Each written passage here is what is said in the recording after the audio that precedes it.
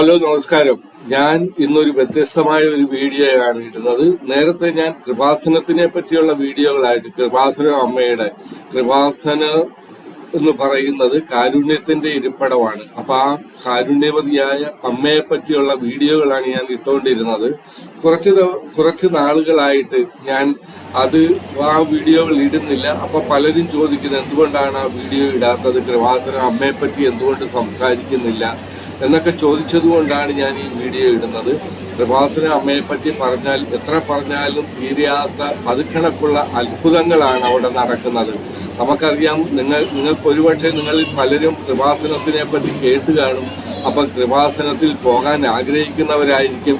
പക്ഷേ നിങ്ങൾക്ക് ഒരു ശരിയായ ഒരു ഗൈഡൻസ് നിങ്ങൾക്ക് കിട്ടുന്നില്ല.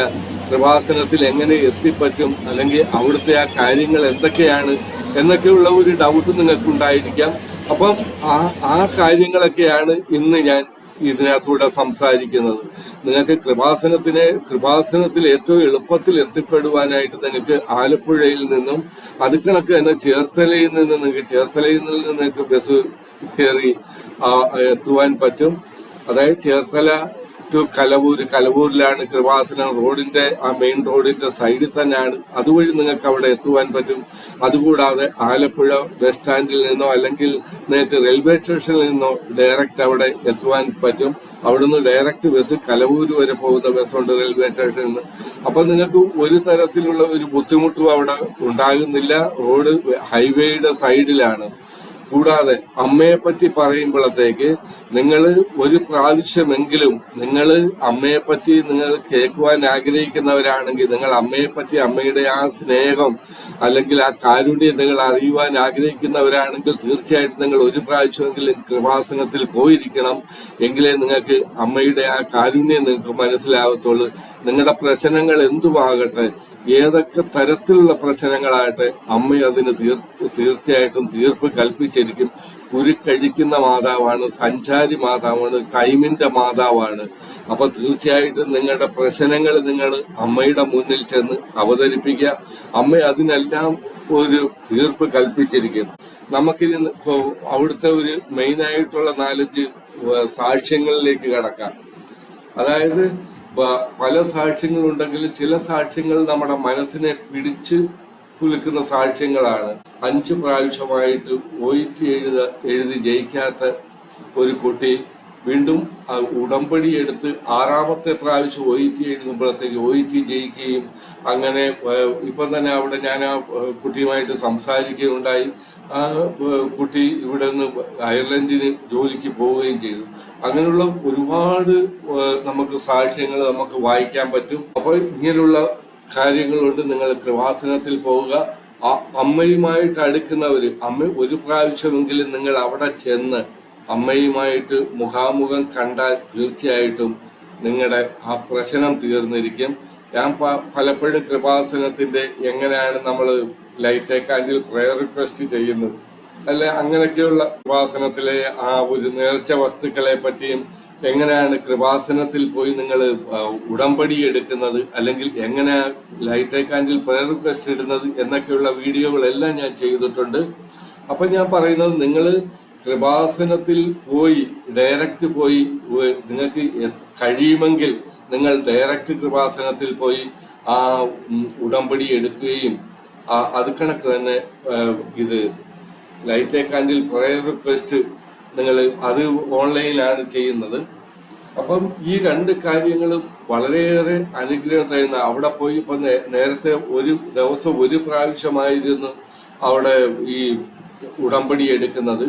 അത് മാറിയിട്ട് ഇപ്പം 3 ഷിഫ്റ്റായിട്ട് നടക്കുന്നത്. രാവിലെ 7 മണിക്കുണ്ട്. നിങ്ങൾ തീർച്ചയായിട്ടും രാവിലെ ചെല്ലുകയാണെങ്കിൽ 7 മണിക്കത്തെ ഉടമ്പടിക്ക് കയറിയിട്ട് അതിന്റെ പ്രാർത്ഥനകൾ കഴിഞ്ഞ് അതിന്റെ കാര്യങ്ങൾ കഴിഞ്ഞ് ഒരു 10-11 മണിയാകുമ്പം നിങ്ങൾക്ക് തിരിച്ചു വരാൻ പറ്റും. അത് കണക്ക് തന്നെ വീണ്ടും 7 മണി കഴിഞ്ഞാൽ പിന്നെ അടുത്ത ഷിഫ്റ്റിന് ഈ ഉടമ്പടി എടുക്കാൻ വന്നവരെ അവിടെ അകത്ത് കയറ്റുന്നത് 11 മണിക്കാണ്. അപ്പൊ നിങ്ങൾ 11 മണിക്ക് കയറിയാൽ നിങ്ങൾക്ക് ഒരു 2 മണിയാകുമ്പോൾ തിരിച്ച് വരാൻ പറ്റത്തില്ല. 2 മണിയാകുമ്പോൾ ഇറങ്ങിയിട്ട് വീണ്ടും കാര്യങ്ങളെല്ലാം കഴിഞ്ഞ് ഒരു 3-3:30 ആകുമ്പോൾ നിങ്ങൾക്ക് അവിടുന്ന് വിടാൻ പറ്റും. 2 മണിക്ക് വീണ്ടും അവിടെ ഇത് കൃപാസനത്തിന്റെ ഉടമ്പടിയുടെ ഷിഫ്റ്റ് ഉണ്ട്. അപ്പൊ ഈ 3 കാര്യങ്ങളാണ്. പിന്നെ ഞാൻ എൻ്റെ വീഡിയോയിൽ ഇട്ടിട്ടുണ്ട് എങ്ങനെ ലൈറ്റ് കാൻഡിൽ പ്രയർ റിക്വസ്റ്റ് നിങ്ങൾ കൊടുക്കുന്നതെന്ന്. അത് കണ്ടാൽ നിങ്ങൾക്ക് തന്നെ വീട്ടിലിരുന്ന് ഒരു പ്രത്യേക ഒരു സാഹചര്യം നിങ്ങൾക്ക് ഉണ്ടാകുകയാണെങ്കിൽ നിങ്ങൾക്ക് ആ ലൈറ്റ് കാൻഡിൽ പ്രയർ റിക്വസ്റ്റ് ഇടാൻ പറ്റും. വളരെ വളരെ വളരെ അത്ഭുതങ്ങൾ നടക്കുന്ന ഒരു സ്ഥലമാണ് കൃപാസനം. അതാണ് കാരുണ്യത്തിൻ്റെ ഇരിപ്പിടമാണ്, അമ്മയുടെ ഇരിപ്പിടമാണ്. അമ്മയിൽ നിന്നും യേശു വഴി നമുക്ക് ഒരുപാട് കാര്യങ്ങൾ അവിടുന്ന് സാധിച്ചു കിട്ടും. എൻ്റെ സ്വന്തമായിട്ട് തന്നെ ഒരുപാട് കാര്യങ്ങൾ ഞാൻ അമ്മയിൽ നിന്നും എനിക്ക് കിട്ടിയിട്ടുണ്ട്, ഒരുപാട് അനുഗ്രഹങ്ങൾ കിട്ടിയിട്ടുണ്ട്. അതിനെല്ലാം അമ്മയ്ക്കും യേശുനാഥനും 1000 നന്ദി പറയുന്നു.